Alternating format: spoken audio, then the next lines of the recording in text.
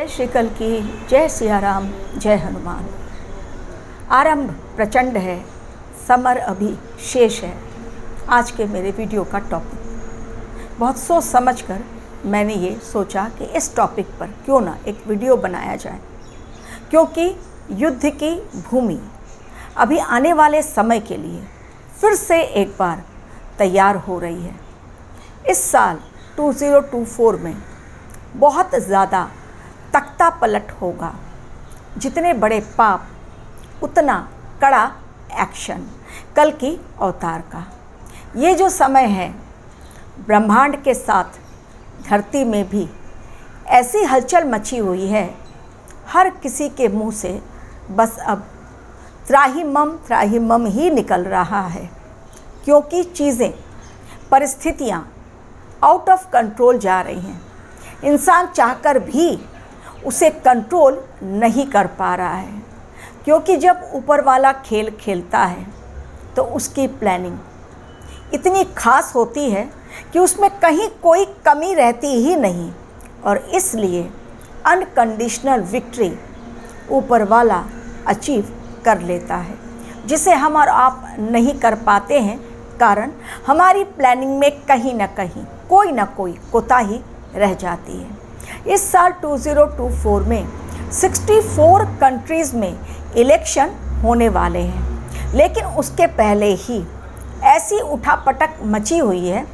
हर किसी को सत्ता की भूख, पावर का लालच, भले ही वो अपने पावर का गलत इस्तेमाल क्यों ना करें, लेकिन सत्ता की जो ताकत होती है इंसान में, वो अहंकार पैदा कर देती है कि बस उसे लगता है वही सर्वे सर्वा है। और यहीं पर शुरू होता है असली खेल, क्योंकि जो देना जानता है वो कब वापस ले ले, ये तो सिर्फ देने वाला ही जानता है। जब श्री हरि ने कल्कि के रूप में इस धरा पर जन्म लिया है, उनका मायावी खेल बहुत ज़ोर शोर से चल रहा है। जितना बड़ा पाप उतना कड़ा एक्शन। जी हाँ, ये सही बात है।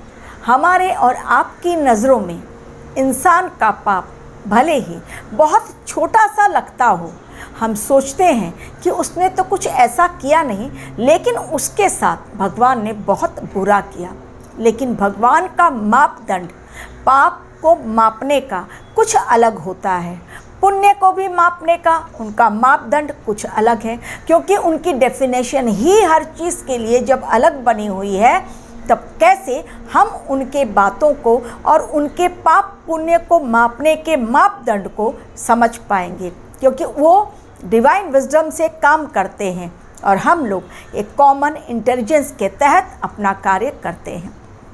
अमेरिका में अभी चुनाव होने हैं, अभी नवंबर में चुनाव होना है, अभी काफ़ी टाइम बाकी है, लेकिन उसके पहले से ही तख्ता पलट का इशारा मिलना शुरू हो गया है। जो बाइडेन के ऊपर लगातार आरोप प्रत्यारोप का दौर चल रहा है।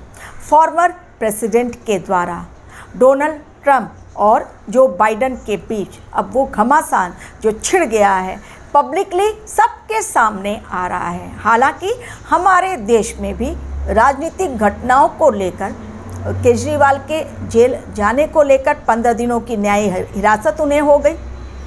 उसके बाद कांग्रेस का जब सीज किया गया, फ्रीज कर दिया गया जब कांग्रेस के खातों को, उसे लेकर यूएन, जर्मनी, अमेरिका कूद पड़ा है। लेकिन अब जो हालात हैं उसमें ऐसा लग रहा है कि भारतवर्ष विश्व गुरु बनने की राह पर जब आगे की ओर चल पड़ा है, दुश्मन भी अब उसकी तारीफ़ कर रहे हैं। किस प्रकार पाकिस्तान में फंस गए थे, जहाज़ को जब लूट लिया गया, उसमें पाकिस्तानी मछुआरे कुछ फंस गए थे, जिनको बचाया गया हमारे देश की नेवी की टीम ने। और हमारे देश की अब नेवी की टीम का बहुत अधिक गुणगान किया जा रहा है पाकिस्तानियों के द्वारा। भारतवर्ष जिंदाबाद, हिंदुस्तान जिंदाबाद के नारे लगाए जा रहे हैं पाकिस्तान से। है ना ये अचंभित करने वाली बात? वो पाकिस्तान जो हमारे देश के खिलाफ है, अब आज वहीं पर हमारे देश के लिए जब जिंदाबाद के नारे लगाए जाते हैं, ऐसा लगता है कि कल की अवतार ने जो ठान लिया है भारतवर्ष को विश्व गुरु बनाने की बात, अब उस पर मुहर लगाने के लिए लगातार परिस्थितियां उसी ओर इशारा कर रही हैं। हमारी इकोनॉमी पूरे वर्ल्ड में 3rd नंबर पर भी आ गई है, वो भी एक बहुत बड़ा प्लस पॉइंट है।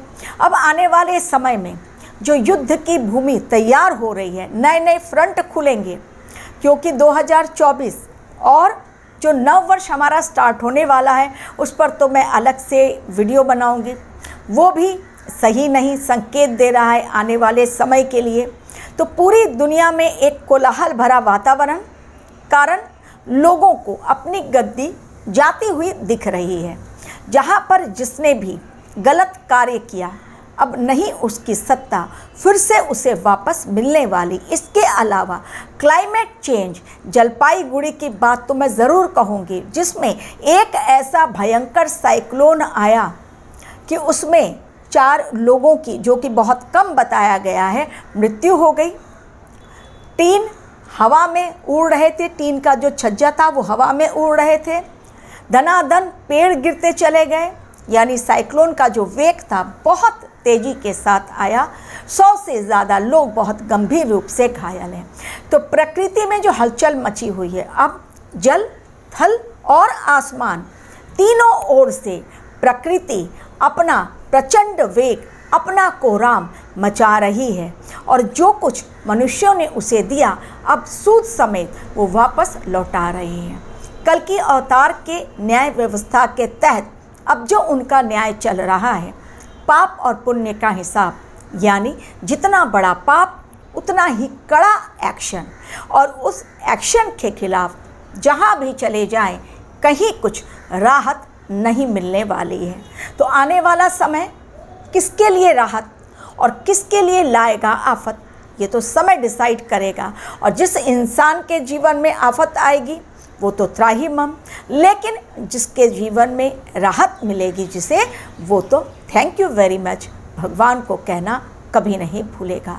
तो आने वाला समय बहुत ही आश्चर्यजनक होने वाला है, न सिर्फ हमारे देश के लिए बल्कि पूरे विश्व के लिए।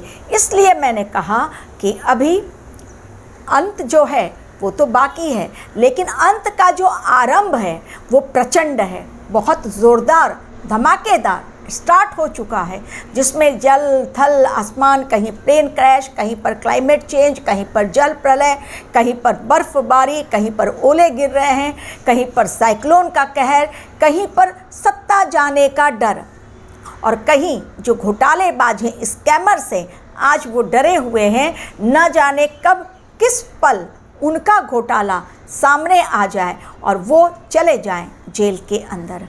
कहीं वॉशिंग मशीन के अंदर रखे हुए करोड़ों रुपए जब्त किए जा रहे हैं, तो कहीं किसी के घर से, और सरकार के खजाने में ईडी जब जब्त कर रही है, सीबीआई जब ले रही है अपनी कस्टडी में इन पैसों को, अब वो सरकार के खजाने में जा रहा है, जिसका उपयोग सही तरीके से जनता की भलाई के लिए किया जाना चाहिए। तो देखते रहिए आने वाले समय में किस प्रकार समय परिवर्तन, सत्ता परिवर्तन और दुनिया में महापरिवर्तन होता है। Thank you very much for watching.